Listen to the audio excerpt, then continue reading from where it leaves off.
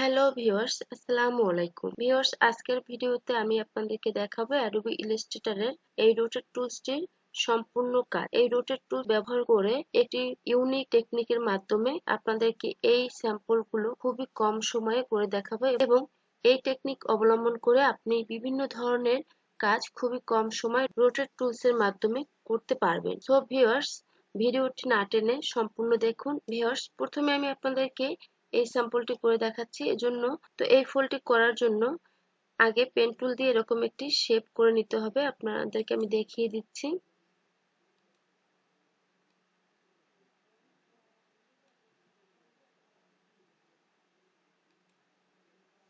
Stroke কমিয়ে দিচ্ছি viewers.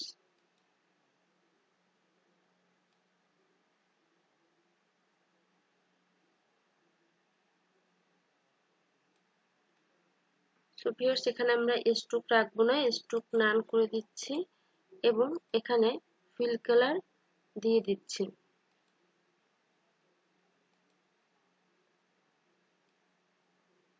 So viewers, দেখতে পাচ্ছেন এখানে শেপটি করা হয়েছে। এভাবে শেপটি করার পর সিলেক্ট করে এখান থেকে রোটেট টুলসে ক্লিক করবেন। রোটেট টুলসে ক্লিক করার পরে আমরা এই শেপটি যে স্থান থেকে রোটেট করতে চাই সেখানে জাস্ট মাউস রেখে ক্লিক করব। তো আমি এখান থেকে রোটেট করতে চাচ্ছি, এখানে মাউস রেখে ক্লিক করলাম। এরপর কিবোর্ড থেকে অল্টার চেপে জাস্ট শেপের উপরে অল্টার চেপে একটু ক্লিক করে মুভ করাবো। এখানে দেখুন এভাবে মুভ করিয়েছি। এবার কিবোর্ড থেকে কন্ট্রোল ডি প্রেস করতে হবে। যতবার কন্ট্রোল ডি প্রেস করবেন ততবার এভাবে মুভ হবে। সো ভিউয়ার্স, দেখতে পাচ্ছেন আমার এই ফুলটির মতো এই ফুলটি হয়ে গিয়েছে। এখানে কালারটা দিয়ে দিলে সেম। তো প্রথম স্যাম্পলটি আমার কমপ্লিট। ভিউয়ার্স, এখন এটি আমি গ্রুপ করব।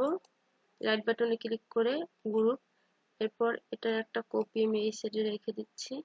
এখন ভিউয়ার্স, নেক্সট এই শেপটি করার জন্য একটি শর্ট টেকনিক অবলম্বন করতে হবে। টেকনিকটি আমি দেখিয়ে দিচ্ছি। প্রথমে শেপটি সিলেক্ট করবেন। ফুলটি সিলেক্ট করার পরে এটাকে কপি করতে হবে। কন্ট্রোল সি দিয়ে কপি করলাম এবং এই প্লেসেই এটাকে পেস্ট করতে হবে। কন্ট্রোল এফ দিয়ে এই ফুলের উপরেই পেস্ট করলাম। এরপর জাস্ট সিলেকশন থাকা অবস্থায় এভাবে মাউসটি কর্নারে রেখে রাউন্ড অপশনটি আসার পরে জাস্ট একটু ক্লিক করে মুভ করে দিব। দেখুন ভিউয়ার্স, এখানে একটু ঘুরিয়ে দিলাম। এরপর কালারটি চেঞ্জ করে দিচ্ছি ভিউয়ার্স। সো ভিউয়ার্স, আমাদের দ্বিতীয় শেপটি কমপ্লিট। এবার ভিউয়ার্স, আমরা লাইন টুলস ব্যবহার করে এই শেপটি করব খুবই কম সময় এবং খুব সহজে। তো আমরা এখান থেকে লাইন টুল ক্লিক করব। লাইন টুল থেকে একটু ছোট্ট একটা লাইন নিব, শিফট চেপে লাইন নিলাম। এবার এটাকে আমি স্ট্রোক বাড়িয়ে দিচ্ছি দেখার সুবিধার্থে। কালারটি ব্ল্যাক করে দিলাম। এরপর রোটেট টুল সিলেক্ট করব এবং যেখান থেকে মুভ করাবো ঠিক সেই বরাবর রোটেট টুলটি আমি রাখবো। এখান থেকে মুভ করাতে চাচ্ছি, এখান থেকে রোটেট টুলটি রেখে আমি জাস্ট অল্টার চেপে এটিকে মুভ করাবো। তো কন্ট্রোল ডি প্রেস করে বারবার এভাবে মুভ করিয়ে নিচ্ছি। দেখুন ভিউয়ার্স, আমি এভাবে শেপটি নিলাম। এখন এটা অনেক ডিস্টেন্সে আমি লাইনটি মুভ করিয়েছি। তো এটাকে আমি যদি আরো কম ডিস্টেন্স দিতে চাই অথবা কাছাকাছি রাখতে চাই তাহলে জাস্ট এভাবে সিলেক্ট করব, গ্রুপ করব এবং সেম ভাবে কপি করব কন্ট্রোল সি দিয়ে এবং এটার উপরেই পেস্ট করব কন্ট্রোল এফ দিয়ে। সিলেকশন থাকা অবস্থায় উপরের দিকে মাউস রেখে এভাবে জাস্ট মুভ করে দিব। আবার কন্ট্রোল সি দিয়ে কন্ট্রোল এফ দেওয়ার পরে আর একটু যদি আমি মুভ করাতে চাই তাহলে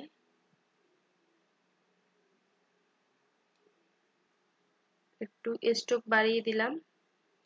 দেখুন ভিউয়ার্স, খুব সহজে এই সার্কেলের মতো সার্কেলটি করে নিলাম। তো ভিউয়ার্স, আশা করছি এভাবে আপনারা রোটেট টুল ব্যবহার করে আপনারাও খুব কম সময়ে খুবই সহজে বিভিন্ন ধরনের লোগো, বিভিন্ন ধরনের শেপ আপনারা তৈরি করতে পারবেন।